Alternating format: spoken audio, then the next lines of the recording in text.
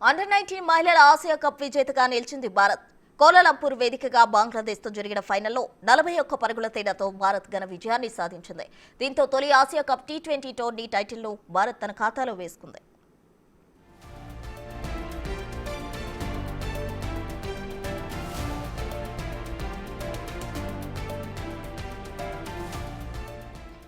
Final fight లో first batting చేసిన భారత్ జట్టు 20 ఓవర్లలో 7 వికెట్ల నష్టానికి 117 పరుగుల స్వల్ప స్కోర్కే పరిమితమైంది. భారత్ బ్యాటర్లలో హైదరాబాదీ గొంగడి త్రిష హాఫ్ సెంచరీతో చెలరేగింది. ఆమెతో పాటు మిథిలా వినోద్ 17 పరుగులు చేయగా కెప్టెన్ నిక్కీ ప్రసాద్ 12 పరుగులతో రాణించారు. బంగ్లా బౌలర్లలో ఫజానా ఇస్మాన్ 4 వికెట్లు పడగొట్టడంతో భారత్ స్వల్ప స్కోరుకు పరిమితం కావాల్సి వచ్చింది.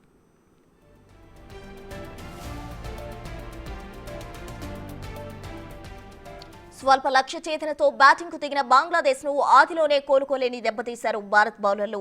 అత్యుత్తమ బౌలింగ్ తో బంగ్లాకు చుక్కలు చూపించారు. భారత బౌలర్లు చెలరేగడంతో బంగ్లాదేశ్ కేవలం 76 పరుగులకే కుప్పకూలింది.